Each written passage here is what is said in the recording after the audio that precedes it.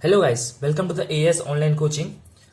तो हम next chapter देख रहे थे पार्टनरशिप, जो रेशियो प्रोपोर्शन का ही पार्ट है। तो सेकंड लेक्चर में देखते हैं। फर्स्ट लेक्चर में हम ऑलरेडी पार्टनरशिप का बेसिक समझ चुके हैं, फॉर्मूला क्या यूज होगा वो भी देख चुके हैं। तो स्टार्ट करते हैं आज का सेकंड लेक्चर। यहाँ से थोड़ा डिफिकल्ट सम लेंगे पार्टनरशिप के ऊपर। बेसिक सम तो हम ऑलरेडी फर्स्ट लेक्चर में देख चुके थे। तो ओके, स्टार्ट करते। आज का फर्स्ट क्वेश्चन क्या बोलता है? Sita and Gita invested the same capital in a business. Okay, at the year end, they share the profit in the ratio of 3:2. If Sita has invest her capital for whole year, for how many month Geeta has invested her capital? देखो, अभी question क्या है कि देखो सीता और गीता दो लोग हैं और उन लोग का जो कैपिटल है ना वो सेम है। मतलब जो अमाउंट जो सीता और गीता ने जो इन्वेस्ट किए ना, मतलब समझो पहला तो कि देखो ये जो है amount one and amount two. Okay, ये सीता का है एंड देन एक गीता का है। ओके, दोनों का क्या है बोला है इसने? सेम कैपिटल इन्वेस्ट की। सेम कैपिटल मतलब अब कैपिटल का रेशियो क्या हो सकता है कि सेम कैपिटल मतलब इसने अगर सीता ने 1 कैपिटल डाला है तो गीता ने 1, मतलब सेम, दोनों का कैपिटल जो है वो सेम है एकदम। Okay, but at the year and they share the profit in the ratio of 3:2। But जब प्रॉफिट की बात आई ना P1 और P2 की, तो 3/2 है। मतलब देखो ये सीता का है और ये गीता का है। ओके, तो अगर सेम अमाउंट दोनों ने इन्वेस्ट की है ना 1-1, तो प्रॉफिट सीता का ज्यादा कैसा है? अगर देखो अमाउंट सेम है, अगर प्रॉफिट अगर डिफरेंस आ रहा है मतलब टाइम का डिफरेंस होगा। यहाँ पे बताया है कि if Sita has invested her capital for the whole year, अगर सीता ने पूरे कंप्लीट ईयर में इन्वेस्ट किया है तो पूछ रहा है कि how many month Gita has invested her capital. तो देखो यहां पे ना अपना फॉर्मूला क्या था कि P1 P2 equals to A1 T1 ratio A2 T2। Okay, ये था अपने पास। तो देखो अभी हमें टाइम के बारे में देखते करो। ये T1 है और यहाँ पे T2 है। तो हमें यहाँ पे बता दिया है कि जो सीता है उसने पूरा ईयर इन्वेस्ट किया, मतलब 12 मंथ है ना, ये सीता का। बट गीता का तो हमें पता ही नहीं है ना, तो गीता के लिए क्या लेंगे हम? एन, क्योंकि पता ही नहीं। हम यहाँ पे फाइंड करना है कि कितना मंथ था। तो ओके, प्रॉफिट का रेशियो दोनों का दिया था यहाँ पे 3:2, तो यहाँ पे लिख दो 3:2 equals to A1 into T1। तो A1 क्या है 1, T1 क्या है 12, तो 1 इंटू 12 आएगा 12 इक्वल्स टू A2 क्या है 1, T2 क्या है N, तो 1 इंटू 1 N। Okay, clear? ये समझ गया इधर? ओके, तो देखो अभी इसको तो अपन ऐसा लिख सकते हैं ना रेशियो में, तो 3/2 इज इक्वल्स टू 12/n है ना। तो इसको सॉल्व करो। इसको सॉल्व करने में क्या मिलेगा? यहाँ पे 3n equals to 24, n equals to 24/3, तो n की वैल्यू आ जाएगी 8। तो इससे ये पता चलता है कि जो गीता ने जो इन्वेस्ट किया था, गीता का जो मंथ का इन्वेस्ट था वो 8 मंथ था। तो क्या था? 8 मंथ। तो गीता ने 8 मंथ इन्वेस्ट किया, इसलिए प्रॉफिट का रेशियो है वो डिफरेंस हो गया। सीता को ज्यादा मिला क्योंकि उसने 4 मंथ ज्यादा काम की थी सीता ने, तो प्रॉफिट रेशियो 3/2। तो ये मिल गया अपना आंसर। पूछा था Gita has invested for how many month Gita has invested the capital, तो आंसर आएगा 8। क्लियर? कुछ डिफिकल्ट सम नहीं था। ओके, तो इससे थोड़ा और डिफिकल्ट कुछ इतना कुछ डिफिकल्ट था नहीं है, अभी उससे और थोड़ा एक लेवल अब सम देखते। ओके, नेक्स्ट क्वेश्चन क्या बोलता है? Ram and Anil enter into the partnership for a year. Ram invested ₹1200 and Anil invested 1500.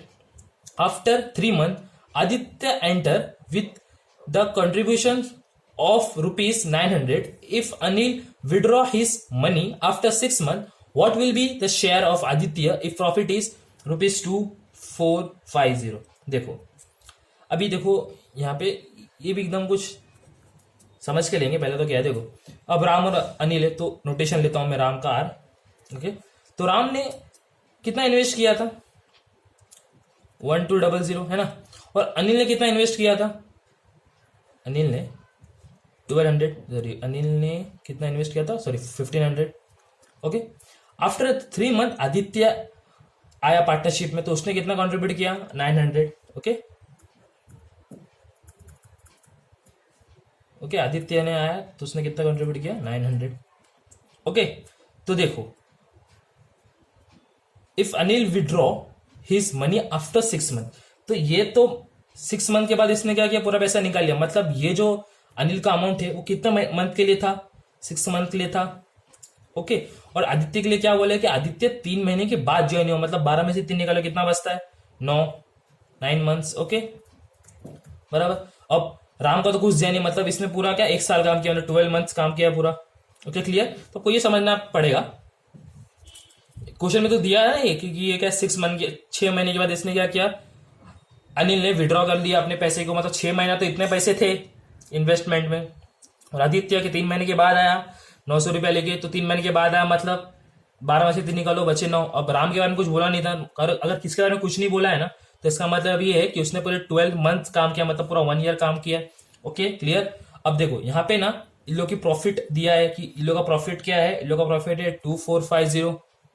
Okay clear. Profit क्या है लोग का, प्रॉफिट है 2450। Okay clear. पूछा क्या है यहाँ पे कि शेयर कितना होगा आदित्य का, है ना।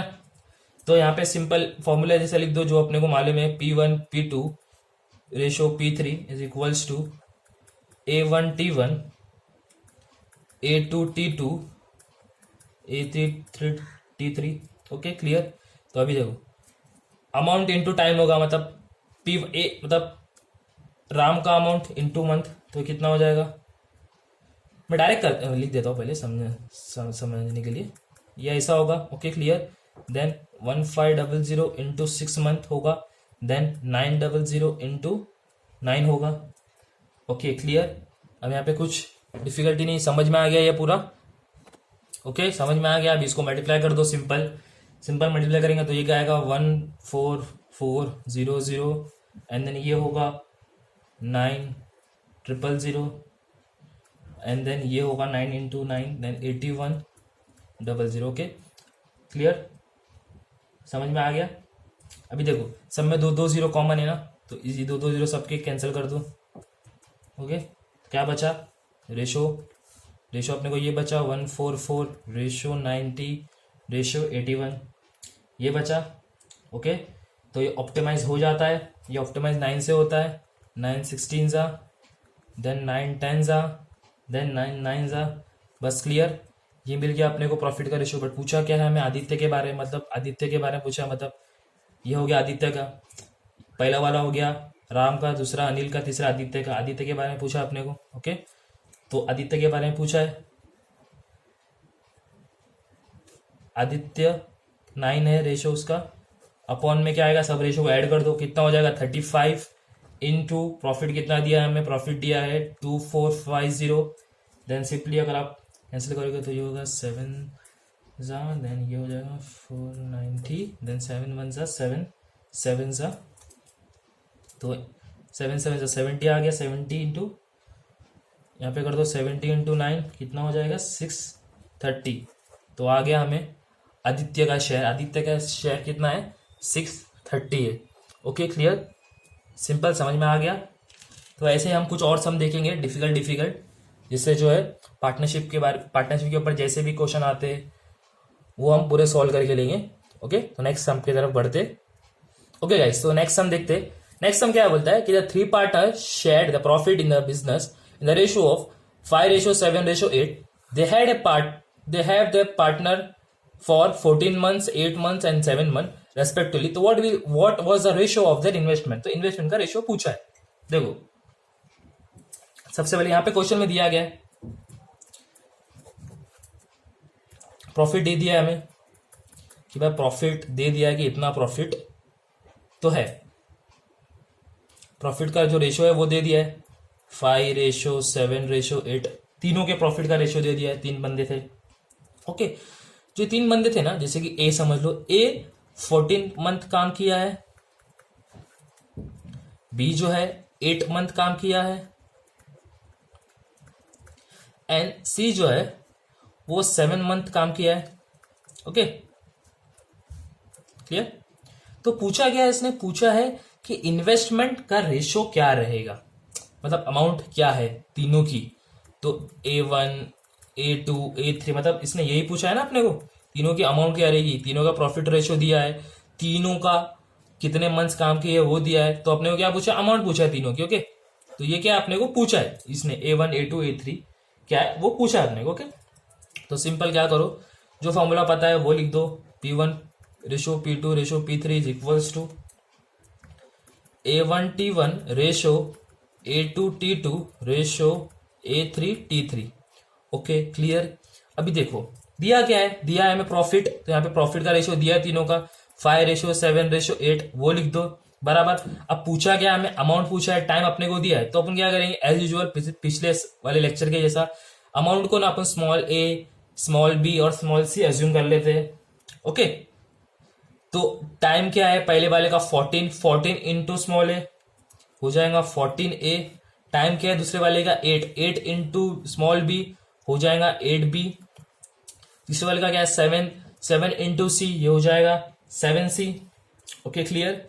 अभी यहां से ए और बी मतलब ए इसके बराबर है, देखो ए जो है वो इसके बराबर है, देन बी जो है वो इसके बराबर है, देन सी जो है वो इसके बराबर है। ओके तो यहां से ए बी सी की वैल्यू मिल जाएगी। ए की वैल्यू क्या हो जाएगी, ए की वैल्यू हो जाएगी 5/14। देन बी की वैल्यू क्या हो जाएगी, बी की वैल्यू हो जाएगी 7, बी ये 7/8। एंड देन सी की वैल्यू क्या हो जाएगी 8/7। ओके तीनों की वैल्यू तो मिल गई है, बट तीनों की वैल्यू कैसा मिली है हमें, ये मिली है अपॉन में ना, अपने को क्या चाहिए बराबर रेशियो में चाहिए। तो रेशियो में चाहिए तो हम क्या करते हैं हर बार कैसा एलसीएम निकालते हैं, एलसीएम ऑफ व्हाट 14, 8 एंड क्या 7। तो यहां पे किसका ओके तो इसका एलसीएम क्या आता है, किसका एलसीएम है 14, 8 और 7, ये है 56 का एलसीएम। ओके तो ऊपर नीचे 56 करना पड़ेगा, तो नीचे 56 करना पड़ेगा सबको, तो इसको किससे मल्टीप्लाई करने का, इसको 4 से मल्टीप्लाई कर देंगे ऊपर नीचे। ओके देन इसको किससे मल्टीप्लाई कर देंगे, इसको कर देंगे 7 से, देन इसको कर देंगे 8 से। Okay clear. अभी कुछ डाउट नहीं ना, तो यहां पे आ जाएगा 20/56 एंड देन ये हो जाएगा 49/56 रेशियो है। ओके देन ये हो जाएगा 64/56। ओके तो सब कॉमन है, सॉरी ये डिनोमिनेटर कॉमन है, तो क्या आएगा 20:49:64। तो ये और तो होता नहीं ऑप्टिमाइज, तो क्या आ गया अपना final ratio. What was the ratio of the investment, तो इन्वेस्टमेंट का रेशियो क्या है 20, 49 एंड 64, ये है investment ratio. Okay clear. Question आपको यहां तक ही पूछा था तो ये आंसर है। ओके इन्वेस्टमेंट रेशियो पूछा तो इस तरीके से निकालना है। Okay simple clear. तो मतलब A1 A2 A3 क्या हो जाएगा, ये हो जाएगा ना, ये A1 है, ये A2 है, ये A3 है। तो कैसा अमाउंट को अपने समझने के लिए स्मॉल ए स्मॉल बी स्मॉल सी लिखी, यहाँ पे कंफ्यूजन ना हो सॉल्व करने के टाइम, तो इसलिए हमने ऐसा किया। ओके क्लियर समझा। तो अभी नेक्स्ट सम पे आते हैं। ओके गाइस तो नेक्स्ट सम पे आते हैं। नेक्स्ट सम क्या है, A and B started a business with the investment in the ratio of 5:3 respectively. After 6 months from the start of the business, C joined them and respect to the ratio between investment B and C is 2:3. If annual profit earned by them was ₹124,000, what was the difference between the B share and the C share? तो देखो question थोड़ा सा complex है पढ़ने में। Okay question क्या बोल रहा है कि देखो ए और बी ने पहले स्टार्टिंग में बिजनेस स्टार्ट किए, तो उन लोगों का ना इन्वेस्टमेंट रेशियो ए और बी का इन्वेस्टमेंट रेशियो क्या था 5:3 था। ओके आफ्टर 6 मंथ क्या किया, सी ज्वाइन किया, और बाद में ना सी और बी का इन्वेस्टमेंट रेशियो, यहाँ पे बी और सी का इन्वेस्टमेंट रेशियो क्या बोलता है यहाँ पे 2:3। ओके ये हो गई, और बाद में बोलता है कि उन लोगों की एनुअल प्रॉफिट है ना ईयर की, वो क्या है, देखो यहाँ पे है प्रॉफिट, एनुअल प्रॉफिट कितनी है 124,000 है ना ये। तो क्वेश्चन ने पूछा है कि डिफरेंस बताओ बी एंड सी के शेयर में प्रॉफिट के। Okay simple. देखो अभी रेशियो कैसा है, ये अपने को रेशियो ए बी और सी दिया है, तो अपने को क्या चाहिए ratio A ratio B ratio C चाहिए। Okay clear. तो अपन क्या करेंगे, रेशियो प्रोपोर्शन में सीखे थे तो वहां पे 2 रेशियो बी भी कॉमन है बट नंबर अलग है, तो क्या करेंगे मल्टीप्लाई करेंगे, दोनों के नंबर को सेम करेंगे। यहाँ पे 3 2 6 करेंगे, यहाँ पे 2 3 6 करेंगे, तो इसको मल्टीप्लाई करेंगे 2 से, इसको मल्टीप्लाई करेंगे 3 से, तो ये ऐसा मिल जाएगा ना A ratio B ratio C. ये कितना हो जाएगा 5 2 10 एंड 3 2 6, यहाँ पे 3 2 6 होएगा बी वापिस से, तो बी वापिस से नहीं लिखना है, देन सी की वैल्यू क्या आएगी 3 3 जा 9। ओके क्लियर क्लियर, ये ए रेशो बी रेशो सी मिल गया। अब हमें क्या पूछा है, व्हाट इज द क्या है शेयर बी और सी का शेयर बताने का। ओके तो यहां पे है कि देखो अभी पहले तो हमें ये भी पता करना पड़ा टाइम कितना है। तो यहां पे बोला है ना कि आफ्टर 6 मंथ दे स्टार्टेड, मतलब देखो आपको बता देता हूं कि टाइम ए निकालेंगे पहला, time B and then time C. Okay तो ओके तो अभी देखो यहाँ पे क्वेश्चन में क्या बोला है कि पूरा क्वेश्चन पढ़ेंगे ना तो आपको समझ में आएगा कि देखो उसने पहले लाइन में क्या बताया 5 और 3 का इन्वेस्टमेंट इतना था स्टार्टिंग के बिजनेस में। इसने बोला after 6 month of the starting of the business C join, मतलब 6 महीने के बाद सी ने ज्वाइन किया है। ओके तो सी कितने महीने के लिए काम किया, 6 महीने के लिए काम किया ना, 6 महीने के बाद ज्वाइन किया तो 12 में 6 निकालो कितना बचता है 6। तो सी काम किया 6 महीने के लिए, और ए बी का कुछ बोला ही नहीं है। अब आपको पता है जिसका कुछ नहीं बोलता है उसके लिए क्या लिखते, तो पूरा पूरा ईयर उसने काम किया, मतलब ए के बारे में कुछ नहीं बोला 12, बी के बारे में कुछ नहीं बोला मतलब 12 मंथ, सी के बारे में बोला है ना 6 महीने के बाद ज्वाइन हुआ था। 6 महीने के बाद जो है तो अर्ली इनकम जो दिए प्रॉफिट वो ईयर की दिए ना, 6 महीने के बाद आया तो 12 में 6 निकालो कितना बचता है 6। टाइम मिल गया सबका, ये ऑप्टिमाइज हो सकता है तो आगे कर देने का 6 2 जा एंड 6 1 जा, ये हो गया ऑप्टिमाइज। क्लियर, अभी देखो यहां पे हमें टाइम मिल गया है, ओके इन्वेस्टमेंट मिल गया है। अब खाली हमें पूछा है सिंपल शेयर का डिफरेंस बताओ। हमें पता है ना P1 P2 देन P3 क्या होता है, A1 T1 नहीं लिखेंगे TB TA लिखेंगे क्योंकि टाइम ऑफ ए है ना यहाँ पे, time of A ratio B into time of B then ratio, ये नहीं आएगा यहाँ पे, then C time of C। Okay तो ए का रेशो क्या था, ए का है 10, ए का क्या है इन्वेस्टमेंट अमाउंट 10 है और उसका टाइम क्या है 2, तो 10 2 जा 20। फॉर बी अमाउंट का रेशियो है इन्वेस्टमेंट 6 एंड टाइम क्या है 2, तो यहां पे आएगा 12 बी इंटू टी बी। और सी टी सी, तो अमाउंट ऑफ सी क्या है 9, टाइम क्या है सी का 1 रेशियो में 6 1 जा सॉरी 9 1 जा 9 1 जा, ये होएगा 9 यहाँ पे। क्लियर, अब तो हमें प्रॉफिट का रेशियो भी मिल गया, बट पूछा क्या है डिफरेंस पूछा है बी और सी के शेयर में, मतलब बी और सी के। तो 12 माइनस 9 करूंगा तो मेरे को मिलेगा 3। डिफरेंस क्या है 3 है ना, तो सिंपल क्या करो डायरेक्ट डिफरेंस मिल गया 3 अपॉन इनको ऐड कर दो, ये हो जाएगा 41 इनटू प्रॉफिट क्या है 12300 देन सॉर्टेड 41 1 जा 43 सा 123 और 2 जीरो पे ऐड कर दो, आंसर क्या आ जाएगा 900। आप ऐसा भी कर सकते हो बी का शेयर निकालो देन सी का शेयर निकालो, बाद में माइनस करके जो आंसर आएगा वो, ऐसा भी करें तो सेम आंसर आएगा। बट डिफरेंस पूछा है ना अपने को बी और सी का, तो रेशियो में माइनस कर दो, जो बचता है उसको ऊपर लिखो अपॉन में, ये पूरे रेशियो को प्रॉफिट को ऐड करो 41 इनटू टोटल प्रॉफिट, तो अपने को मिल जाएगा exact difference share. Okay clear, I hope आपको सबको समझ में आ गया होगा। थोड़े हमने ये लेक्चर में थोड़े डिफिकल्ट सम देखे, नेक्स्ट लेक्चर में ना इसके और एक थोड़ा एक लेवल अप डिफिकल्ट सम देखेंगे, जिससे जो है और हमारा पार्टनरशिप पे ग्रिप है वो स्ट्रांग हो जाएगा। ओके